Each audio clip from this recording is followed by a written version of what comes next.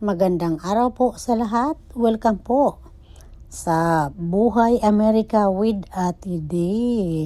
At ang video natin ngayong araw na ito ay pupunta po ako kasama yung mga kaibigan ko sa Page. Pagkagaling po namin ng Grand Canyon, ito na naman kami.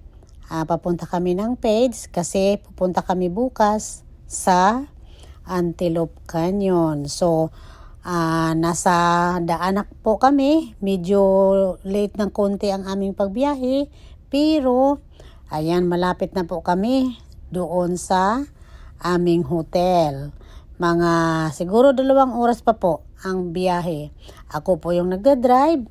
Kaya, syempre, pay attention po ako sa pagdadrive. Napakaganda lang po kasi ito na mayroon tayong oportunidad. Look at this. Oh, wow. Oh, Wow, galing. Hold your breath. Wow. Oh my God. Wow. Dumaan tayo sa gitna. Ay, grabe talaga. Parang kang dumaan sa butas. Diba? Nice. Galing. Really nice. Bago natin makita ang kabihasnan. Oh. Meron ka pa pala. So, ayan po. Nakita nyo po yung dinaanan namin. Tarik at saka very exciting po sa gitna. Pero anyway, ngayong umaga ay nandito na kami sa Antelope Canyon. Napakaganda po sa loob. At siyempre bawal mag-video doon or ano. Pero siyempre ang iyong lingkod ay nagnakaw-nakaw ng konti. Ayan.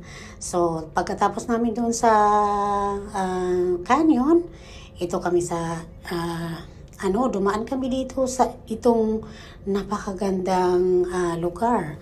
Para siyang sa labas lang po ito ng canyon. Kaya ito titingnan natin, i-check out natin kung ano na naman ang ating makita dito. Basta kami nag-enjoy lang. So natapos kami doon sa canyon. Ito tupigil muna kami dito sa isang spot na napakaganda na naman. So ayan yung travel namin ngayon kasama yung mga kaibigan ko. Ayan, di ba napakaganda? Ayan. So kayo dyan, mag-travel din kayo. Ayan. So ito naman ay ito yung dinaanan namin. Napakagandang siya, bato na curve. Super ganda, as in red talaga dyan. Pero maalikabok siya kasi syempre yung buhangin. Pero napakagandang lugar ng part po ng Antelope na dinadayo ng mga turista. Dinadayo ng mga tao para kasi talaga pong ma-appreciate mo ang gawa po ng Panginoon kung paano ginawa yung napakagandang formation ng mga bato doon sa canyon. I mean, Page. Ang lugar ay Page at syempre mayroon silang mga maliliit na canyon na hindi nila yung open lang sa public. Pero ang Antelope Canyon, yun talaga ay magbabayad ka doon. Mahal po ang bayad doon. I believe is 100 plus for each one per person. But anyway, pagkatapos namin doon sa canyon, ang susunod naming pupuntahan ay dito na naman kami sa kabila ng bundok. Napakaganda po talaga dito. Kaya tingnan niyo po, papakita ko sa inyo. Ayan. Yan po ang pinakamaganda dyan. Diyos ko, diba? Ayan po. Ganda po talaga. So, Ang ganda talaga dito. Marirelax kayo. Ayan. So, yan yung pinaka... Ay, naku, Diyos ko po. Ganda talaga.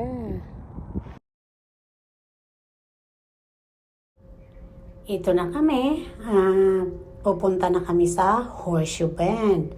Horseshoe Bend na naman ang aming pupuntahan ngayon. At tingnan niyo po yung mga tao. Grabe. As in, nakalinya po sila. Medyo malayo lang ng konti pa. Kaya hindi mo masyado makikita sa... So, we're heading to Horseshoe Bend. It's a little bit long walk from the parking lot. So, and it's a little windy. But this is the view over here. Hi!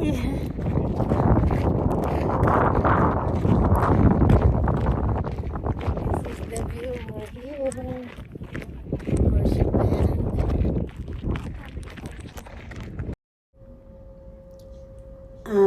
Malayo po kaya hindi ko masyado ma-focus kasi hindi mo masyado makita yung yung mga tao. Pero ayan po, tingnan mo, para silang mga maliliit pa kasi siyempre malayo pa po ako.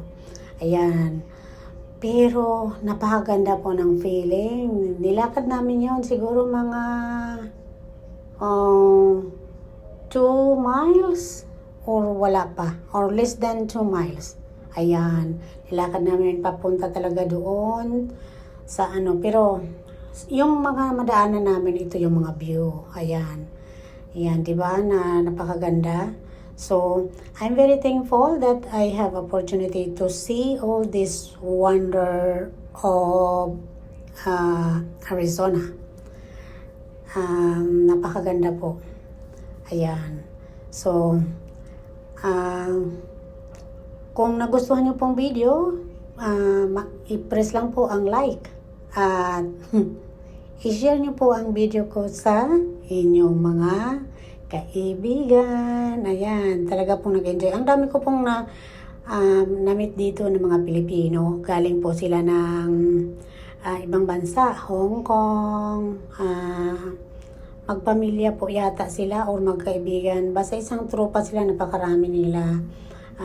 Siyempre, mga turista po sila. Nagaling sila galing sila ng Singapore yata yun, Singapore, Hong Kong.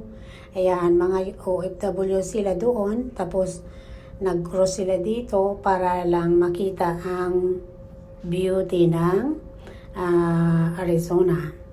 Kaya, ayan, medyo chika-chika din kami doon ng konti. At nagkuhanan, siyempre, yung nagkuhanan ng picture.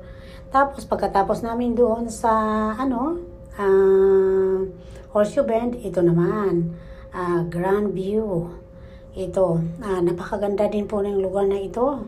Talagang nag-enjoy din po kami dito. Ang view is fantastic. I mean, makikita mo yung the whole valley. Ayan yung view dito. Kaya ito dito, mayroon mansion sa sa tuktok ng bundok. Ayan po yung daanan. Ayan, inano ko lang, finalm ko lang yan para at least makita. Ito po yung yan yun, nakita nyo po yung nasa bundok. Mansion po yun.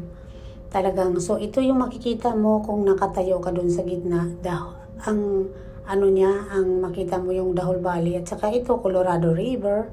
Ayan, makikita mo yan. May mga bonus picture po akong ipapakita sa inyo dito. Yung nasa Horseshoe Bend na mga picture. Hindi lang, mahirap lang po kasi mag-video doon kasi napakalakas po ng hangin. Talagang nung araw na po ito is grabe, malakas ang hangin talaga doon nung umano kami. Kaya ito, tingnan mo, pauwi po kami nito. Dapat dadaan kami ng Grand Canyon National Park pero hindi na po. Kasi tingnan nyo po, ito, pauwi na po kami nito. Grabe ang hangin. As in, malakas ang hangin. Kaya ito, dumaan kami dito sa gas station para mag-stretch lang kasi mahaba-haba pa po ang biyahe namin. Tingnan mo po ako. Yung lilipa rin ka po kapag hindi ka marunong umano. Kaya grabe ang hangin. Parang may bagyo yata. Pero nakauwi po kami ng maayos. Nasa bahay na po kami. At maraming salamat po sa panonood.